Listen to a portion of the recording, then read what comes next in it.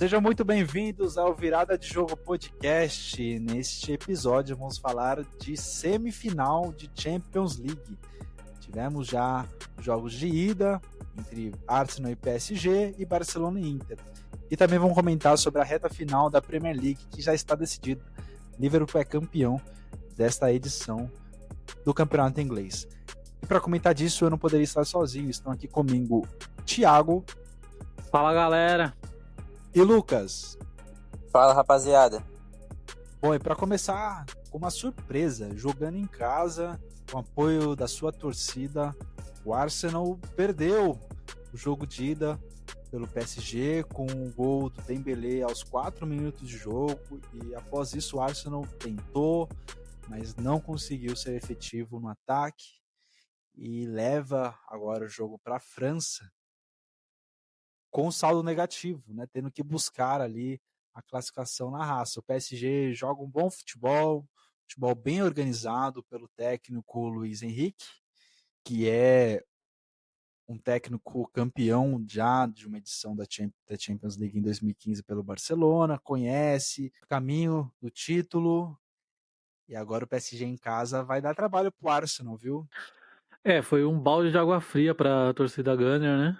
Lotou o Emirates, mas viu logo no comecinho o PSG já abriu o placar, né?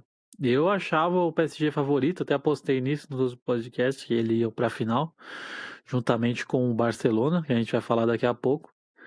Foi uma decepção pro lado do Arsenal, né? O time tomar gol logo aos 4 minutos, uma desatenção do sistema de meio campo, né? Que foi bem onde que o Arsenal não tava com o desfalque do Partey, né? Tava suspenso, tomou um cartão amarelo bobo contra o Real Madrid e não pôde jogar esse jogo. E logo no comecinho, numa desatenção, a jogada pela esquerda, o Dembélé abriu o placar e o PSG conseguiu se manter no resultado, também graças às defesas do Donnarumma, né? E o Arsenal esbarrou nos problemas com criação de jogadas e finalização de jogadas, né? O Merino acabou jogando no meio do campo e o Trossard acabou entrando de centroavante, né? Que também não é a dele. O Arsenal muito prejudicado sem os dois atacantes, né? Perdeu para a temporada inteira. Então acaba fazendo falta num momento desse, né? O PSG tem um elenco melhor. E eu acho que tem um técnico melhor também. Apesar de muita gente gostar do Arteta, mas eu acho o Luiz Henrique melhor que ele. E é isso, né? Agora o Arsenal vai ter que tentar reverter lá em Paris. Um jogo duríssimo, duríssimo lá em Paris. Paris vem jogando bem, vem jogando melhor que o Arsenal, né? Tanto que a gente vai falar de Premier League também, já vai falar de escorregada dos Gunners. Então o Arsenal tá num momento difícil da temporada e joga para salvar a temporada esse jogo em Paris. Vai pro tudo ou nada. Agora ficou muito complicado pro Arsenal, né? O Partey realmente fez muita falta com ele em campo. O Odegaard tem mais liberdade, o Rice tem mais liberdade para pisar mais na área. E é aquilo que a gente já vem falando ao longo da temporada, né? As lesões fazendo muita diferença. E o PSG é um timaço, né, cara? É bonito ver o time do PSG jogar. Principalmente esse ataque, né? Doué, Dembélé e Kvaratskhelia. São três jogadores muito rápidos, é um ataque muito fluido. Os três trocam de posição entre si. O Dembélé como falso 9 foi muito importante no lance do gol, né? Que ele recuou um pouco mais para pegar a bola, acionou o Kvaratskhelia. E o Kvaratskhelia deu assistência para o Dembélé fazer o gol com a perna esquerda. É um timaço e na França vai ser muito difícil para o Arsenal virar esse placar. A torcida do PSG faz muita diferença, porém eu acho que ainda vai dar Arsenal, apesar de estar tudo bem encaminhado para o PSG garantir uma vaga para a grande final. Ambas as equipes não têm o título desta competição, vão dar a vida nesse jogo de volta. Ambos também já foram vice nesse torneio, então buscam ali a classificação para a grande final. E do outro lado, um jogo muito movimentado, um jogo de 6 gols nesse primeiro confronto. Barcelona e Inter de Milão fizeram um jogaço, com um show de Dumfries e Lamine Yamal pelo Barcelona, com um golaço do Rafinha, que para mim vem muito forte na disputa para a bola de ouro, mas o Barcelona sofreu muitos gols dentro da sua casa, o que assusta muito o torcedor catalão.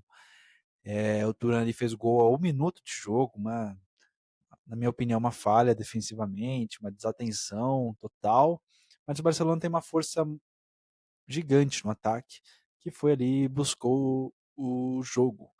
Mas o próximo jogo é na casa da Inter, na Itália, que eu não sei não, hein? Não sei se mesmo com o melhor ataque vai ser fácil ganhar da Inter jogando no San Siro. Foi uma das grandes partidas dessa edição da Champions, né? O Barcelona tomou o primeiro gol ali logo no começo, contou com o azar do Íñigo Martínez escorregar e o Thuram fazer aquele golaço. E logo depois o Dumfries fez o 2-0 e quando tudo parecia perdido para o Barcelona, quando todos aqueles traumas voltaram à tona das eliminações históricas que o Barcelona sofria, um garoto de 17 anos colocou a bola debaixo do braço e recolocou o Barcelona no jogo, né? É impressionante o que o Lamine Yamal vem fazendo nessa temporada. E, para mim, poderia muito bem vencer essa bola de ouro. As grandes notícias ruins para o Barcelona são as lesões, né? O Barcelona vai ter a volta do Lewandowski, que vai começar no banco, porém o Baldé não vai voltar a tempo para o jogo de volta. Perdeu o Koundé, que vinha fazendo muitos jogos de maneira consecutiva. Ele jogou até o final contra o Real Madrid, né? Isso talvez deve ter pesado, jogar a prorrogação na final da Copa do Rei. Se machucou. Então o Barcelona vai ter vida dura, né, nesse jogo de volta. A Inter, em compensação, perdeu o Lautaro, porém, o Lautaro provavelmente vai ser titular no jogo de volta. O Pavard está voltando de lesão, provavelmente vai ser titular também. E vai vir com força total para garantir essa classificação, até porque na Copa da Itália foi eliminado para o seu maior rival. Tá vendo o Napoli assumir a liderança do campeonato italiano e talvez o título da Champions seja o único da Inter nessa temporada. Já o Barcelona ainda está vivo pelo sonho da Tríplice Coroa, é líder de La Liga, foi campeão da Copa do Rei e, na minha opinião, ainda pode muito bem chegar à final da Champions League. O Barcelona, ele foi surpreendido, né? Logo no comecinho, com esse gol do Thuram, né? Um belíssimo gol, né? Apesar do, que nem o Lucas comentou, o Íñigo Martínez ter escorregado, mas o Thuram fez um belíssimo gol de letra, né? Mas é aquilo, né? Jogo de Champions League não tem moleza, né? Apesar de eu achar o Barcelona favorito ainda, mas a Inter foi muito guerreira, muito forte no sistema defensivo, fez um baita jogo, eu achei, na sua proposta, né? Claro, não é ser um time que vai atacar, que vai pra cima, mas na sua proposta fez um bom jogo. E o Barcelona também fez um bom jogo, apesar dos erros defensivos, o ataque foi muito bem. Então, com o Lamine Yamal dando show de bola, né? Esse menino é muito diferente mesmo. Eu acho que pós-Messi, Cristiano Ronaldo, ele é o mais diferente. Apesar que vai ter um integrante aqui que não gosta muito de ouvir isso, né? Mas ele é o mais diferente, sim. Você vê que com a idade que ele tem, o jeito que ele domina o jogo, assim, chama a responsabilidade. Então o menino é diferente. Claro, tem que tomar cuidado para não subir na cabeça, começar a badalar muito, porque ele é muito jovem. Então você vê que tá mudando o estilo toda hora. É normal, né? Ser jovem e querer fazer mudança no cabelo, mudança não sei o que, mudar. Mas tem que tomar muito cuidado para ele não cair numa armadilha aí, né? Tem que ser bem assessorado, porque ele realmente é muito diferenciado mesmo o futebol dele. É impressionante. É um cara que tem futebol aí que tá demonstrando que vai ser por anos e anos, né? Claro, tem lesões, tem outros processos no caminho, mas a gente torce para que não aconteça nada disso. Mas o menino é diferente. Então ele tá levando o Barcelona junto, lógico, tem um time bom, né? A grande força do Barcelona, a gente fala do ataque, o Yamal, Rafinha, Lewandowski, mas o meio-campo do Barcelona é muito bom, é muito bom. Controla muito bom o jogo, quando tem Pedri, De Jong. E aí, independente do terceiro jogador, né? Às vezes joga o Olmo, joga o Gavi, mas quando tem Pedri e De Jong é a espinha dorsal do meio do campo e tá fazendo o Barcelona jogar muita bola, esses dois jogadores. O Barcelona eu ainda acho favorito, apesar do jogo ser na Itália, né? E a volta a Inter é forte, né? Principalmente na bola parada. E o Barcelona tem um defeito grave na defesa de bola aérea. Então não sei se vai ser o Chesney, o goleiro, né? Muito provável que sim, né? E ele também não vem tendo grandes noites, né? Com a camisa do Barcelona, principalmente em Champions League. Então o Barcelona vai ter que tomar cuidados defensivos extras, mas jogando pro ataque, assim, você vê que o Barcelona tá jogando muito bem, o fino da bola, assim, que a gente fala, né? E apesar dessas voltas que o Lucas comentou da Inter, né? Mas mesmo assim o pessoal volta, mas volta meio sem ritmo, né? Então tem que tomar um cuidado, né? Então não sei até que ponto o Lautaro vai estar no sacrifício, o Pavard mesmo. Mas vai ser um jogaço na Itália, viu? Se o primeiro foi um jogão, o segundo tem tudo para ser melhor ainda. E como o Thiago bem disse, né, dentro da sua proposta, a Inter vai muito bem. É impressionante como em vários momentos do jogo o Barcelona dominava, ficava com a bola, porém com um erro do Barcelona, a Inter recuperava a posse de bola e rapidamente chegava no ataque, com o Barella conectando a defesa e o ataque, com o Thuram fazendo o pivô muito bem. Isso principalmente nos últimos 20 minutos de jogo. Aconteceu muito, até a Inter fez o gol que seria o da vitória, né, o 4-3, porém milimetricamente o gol foi anulado. É um time muito perigoso, é muito difícil a Inter morrer no jogo, né? Eles mesmo sofrendo, eles sabem sofrer, eles sabem ficar numa situação mais complicada, porque no contra-ataque eles vão ser mortais e parece que mesmo eles sendo dominados, eles vão conseguir manter o estilo de jogo deles ali e oferecer perigo para o adversário nessas escapadas. Então, o Barcelona vai ter uma vida muito dura na Itália, porém, para mim, se eu fosse apostar, eu também apostaria na classificação do Barcelona. Acho que essa Champions é do Yamal, ele tá iluminado e seria uma história muito bonita de ser contada, né? Um garoto com 17 anos, já campeão da Euro, já talvez, quem sabe, bola de ouro. Acho que é a história que eu mais quero ver nessa Champions, é a do Yamal ganhando a competição. Não, e reforçando o que o Lucas falou, de fato, o Yamal joga demais. Como o Thiago também falou, ele é diferenciado. Moleque com 17 anos já. Ser um dos destaques da Espanha no título da Euro. Ele vem jogando muito, ainda não é, no confronto ali, né, em que a mídia faz entre Mbappé e Yamal. Ele, em 4 jogos, ele não perdeu nenhum, inclusive 3 valendo o título. Ele é diferenciado, sim. O gol que ele fez contra a Inter, trazendo o jogo de volta, né? É muito a la Messi, trazendo para o meio da área ali, cortando um, cortando dois, nos cortes secos e jogando a bola num canto onde o goleiro não consegue buscar. E então ele é diferenciado, sim. Ele e vencendo a Champions, vencendo a tríplice coroa, né, tão desejada pelo Barcelona, a disputa ficaria muito acirrada entre os dois, né, do próprio elenco, que é o Rafinha e o Yamal, que na minha opinião acho que deveria ir pro Rafinha. O Rafinha foi mais decisivo, fez gols importantes aí. Não sei, e vocês, o que vocês acham? Olha, falando em desempenho, acho que a bola de ouro poderia até ir pro Pedri, por exemplo, que para mim é o jogador mais importante pro todo do Barcelona funcionar. Porém, realmente, como você disse, né, o Rafinha vem sendo o jogador mais decisivo do Barcelona. Foi importante contra o Borussia, foi importante agora dando assistência e fazendo o gol que foi contabilizado pro Sommer. Contra o Benfica também na Champions foi decisivo. É o jogador mais decisivo do time. Porém, não tem como negar que são pessoas votando para ganhar a bola de ouro, né? E querendo ou não, ter um garoto de 17 anos fazendo o que o Lamine Yamal vem fazendo impacta nas pessoas. E para mim, por conta disso, ele vai ser o vencedor da bola de ouro.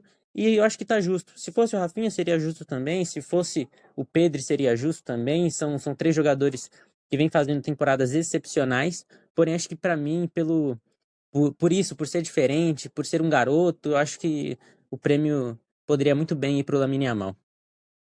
Então, essa disputa da bola de ouro tá um pouco diferente, né? Que a gente tá se acostumado com os números, né? Messi, Cristiano, aqueles números exorbitantes, né? De gols, assistência, participação em gols e tal. Se for levar esse critério em consideração, eu acho que o Rafinha tem para ganhar. Tem tudo para ganhar, porque ele tem os números mais elevados do elenco, assim, do Barcelona. Mas é aquilo, né? Vamos aguardar se o Barcelona vai ser campeão mesmo da Champions, se não aparece um outro destaque, né? Um outro jogador aí que roube a cena. Mas aparentemente a disputa vai ficar entre os jogadores do Barcelona mesmo, que a gente tá percebendo, né? Falando de Rafinha, eu acho ele nem o melhor jogador do Barcelona, né? De longe, eu acho que ele é o terceiro ou quarto melhor jogador do time. Apesar de ter esses números muito bons, eu ainda vejo o Yamal como disparado o melhor jogador do Barcelona, e depois o Pedri, e logo em seguida o próprio Lewandowski, que faz muito gol também, então ele é um artilheiro, assim, de primeira. Você vê que não perde gols, né? O Lewandowski, assim, dentro da área. Então eu gosto muito desse jogador e ainda acho ele melhor que o Rafinha. Mas é aquilo, se você levar em compensação os números, aí eu acho que é muito difícil alguém tirar essa bola de ouro do Rafinha. Mas como o Lucas disse, são pessoas votando. Às vezes um leva em consideração uma coisa, outro outra. Não é que ninguém naquela época que tinha Cristiano e Messi, que provavelmente quem fizesse mais gols e mais assistência levaria, sabe? Então a gente tem que analisar e aguardar, que nem ano passado todo mundo apostou no Vinícius Júnior e não rolou, né? Quem ganhou foi o Rodri. Então é aquilo, vamos ver o que eles vão fazer para esse ano, né? E seguindo aqui com as competições europeias, agora para o segundo escalão do futebol europeu, Manchester United e Tottenham estão tentando salvar a sua temporada. O Manchester United venceu por 3-0 o Atlético Bilbao e traz o jogo de volta para o Old Trafford e praticamente com os pés na final.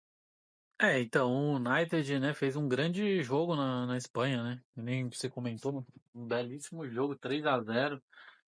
Talvez até poderia ter matado o confronto fazendo mais um, né? Eu acho que já tá morto, né? Porque Bilbao fazer 4-0 no Manchester, no Old Trafford, eu acho muito difícil.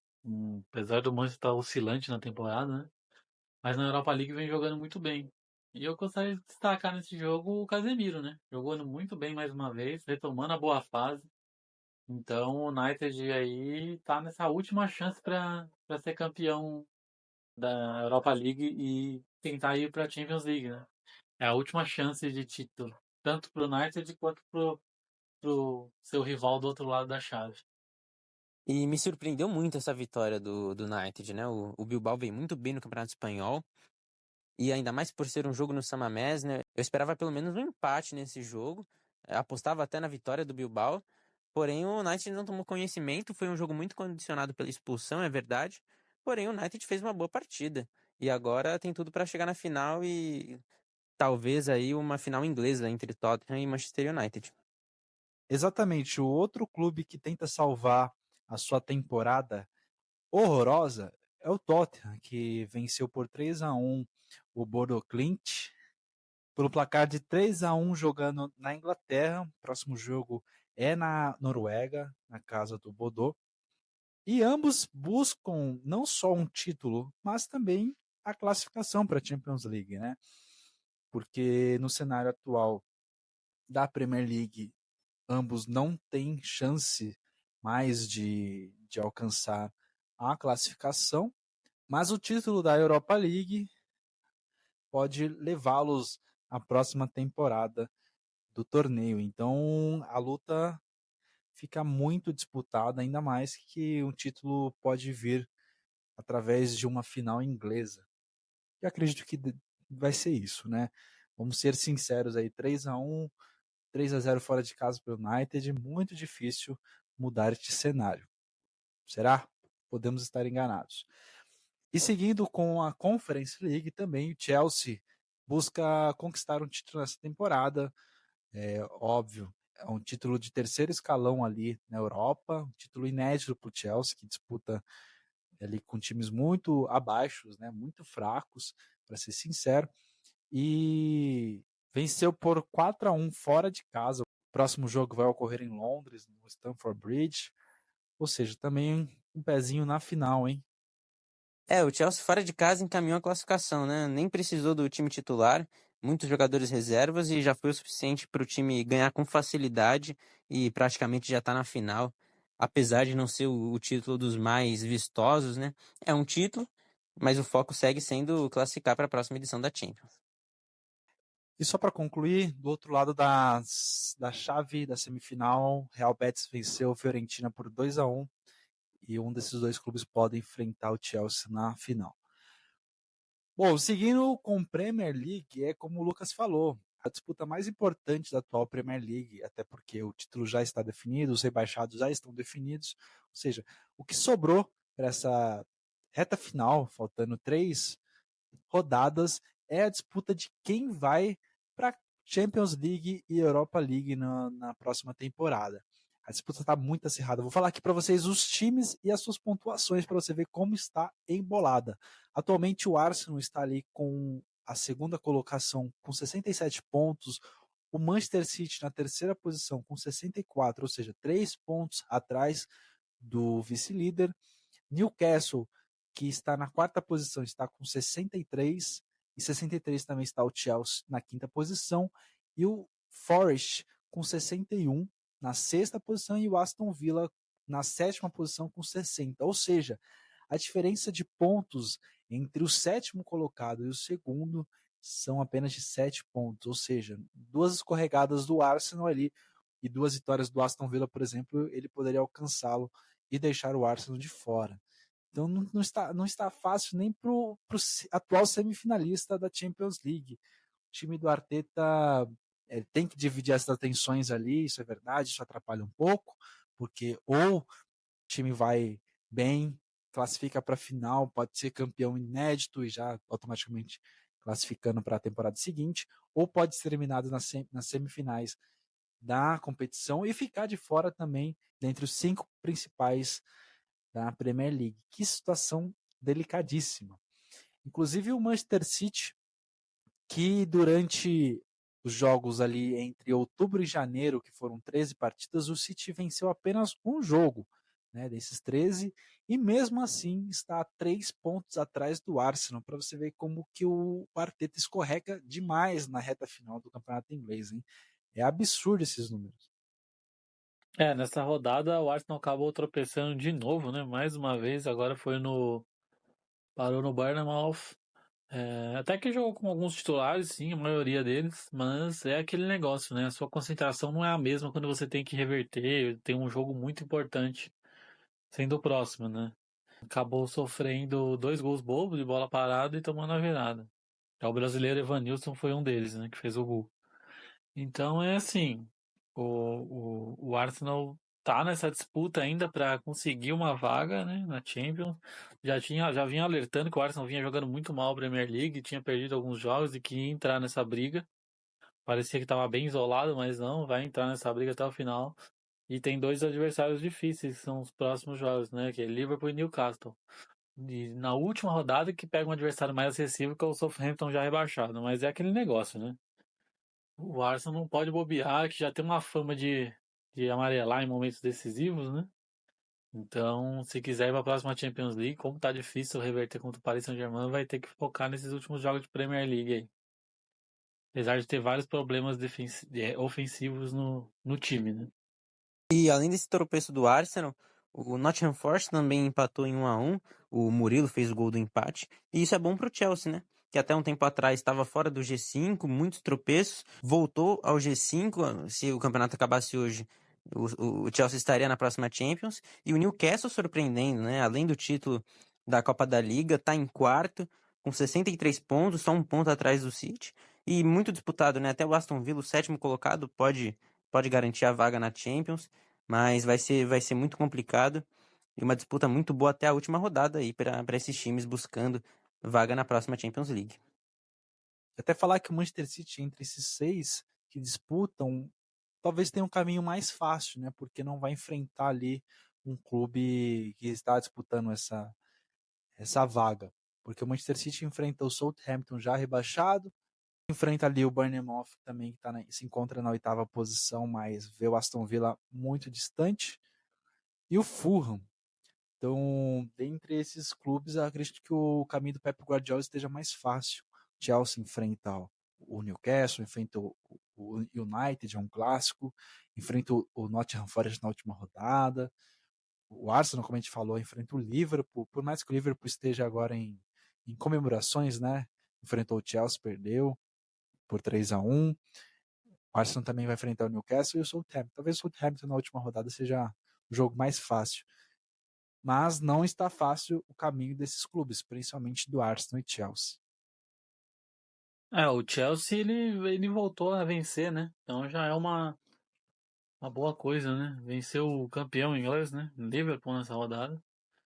Já dá um ânimo, uma moral pro time a né? Então ele tem tudo para conseguir essa vaga. Eu acho que o Chelsea vai acabar conseguindo essa vaga sim. Esse tipo de vitória contra um time que, por mais que o Liverpool já esteja naquela, foi campeão, não vamos focar tanto assim, mas eu acho que importantíssimo essa vitória pro Chelsea para conseguir o caminho da classificação de Champions League. E como o Lucas comentou, né, o Nottingham Forest caiu demais, né? Caiu muito o seu rendimento e perdendo fôlego no final da temporada. Então, o Newcastle também tem uns jogos complicados até o final. Então é aquele negócio, né? Quem que vai ficar com essa vaga vai ser no detalhe. Vai ser lá no final. O Arsenal tem uma vantagem, né? Querendo ou não, de alguns pontos na frente, mas se continuar tropeçando, pode ser revertida. Então, do segundo até o sétimo, tá todo mundo brigando. Cara, é mais para selar aqui. Quem vocês acham que vão ser os classificados? Na minha opinião, vai ficar entre Arsenal, Manchester City, Newcastle e Chelsea. Eu acho que o Nottingham Forest e o Aston Villa. Me dói falar isso, porque eu gostei do Aston Villa nesta quartas de finais, que jogou contra o PSG, um jogão, mas eu acho que vai ficar de fora, viu? Os grandes aí, incluindo o Newcastle, vão se classificar. E vocês? Eu acho que vai terminar do jeito que tá, né? Com City em terceiro, Newcastle em quarto e Chelsea completando os classificados para a próxima Champions. Eu queria muito ver o Nottingham Forest jogando a próxima Champions, porém o time caiu muito de desempenho, como o Thiago falou, né? No jogo dessa última rodada ainda perdeu o Murilo por lesão, então vai ficar muito complicado para eles e, querendo ou não, tem um elenco inferior a esses outros três que estão disputando a vaga na Champions, né? Eu acho que, na minha opinião, o City vai terminar na vice-liderança. Uma tabela bem mais fácil que a do Arsenal.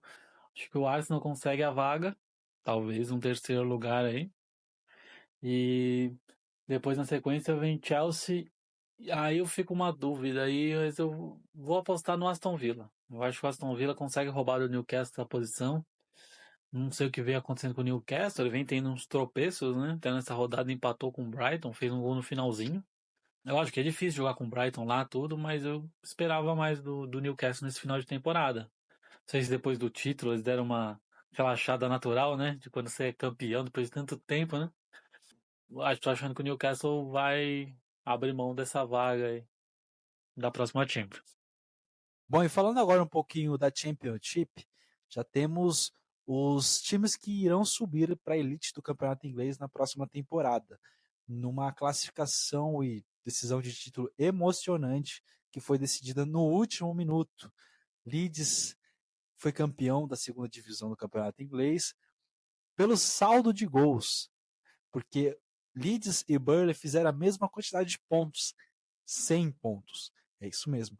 Dois times fizeram 100 pontos na segunda divisão do campeonato inglês, mas com a vitória do Leeds ali aos 90 mais 2 minutos, se eu não me engano, de acréscimo, selou não só a sua classificação, mas também com o título.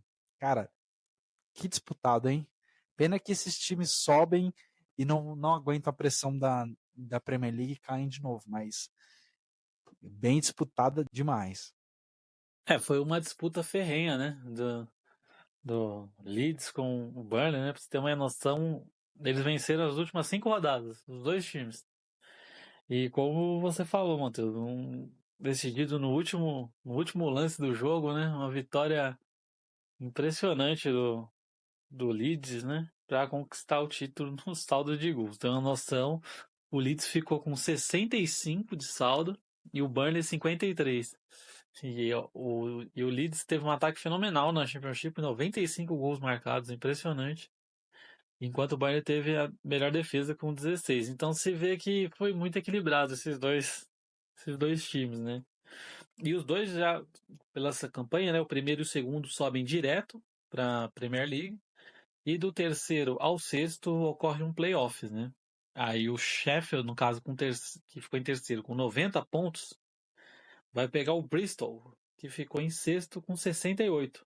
Aí você vê que já há discrepância de 90 para 68, 22 pontos de diferença. E pode ser que o Bristol elimine o Sheffield e o Sheffield não suba mesmo fazendo 90 pontos. Você vê que a loucura que é a Championship. Enquanto o Sunderland ficou em quarto com 76, vai pegar o Coventry, que ficou em quinto com 69. Daí, dois times sai um vitorioso de cada confronto e se enfrentam numa final, né, em Wembley, que vale o jogo da subida, né, que eles falam, né? Então quem vencer tá na Premier League.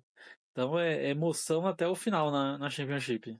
E torcer, né, para que assim que eles cheguem na Premier League, eles consigam pelo menos fazer boas campanhas, assim, né, que consigam pelo menos se manter na primeira divisão, né, que ultimamente, nas últimas 2 temporadas, os 3 que subiram acabam caindo, consequentemente, na próxima. Então, é complicado para esses times que vêm de divisão inferiores na Premier League.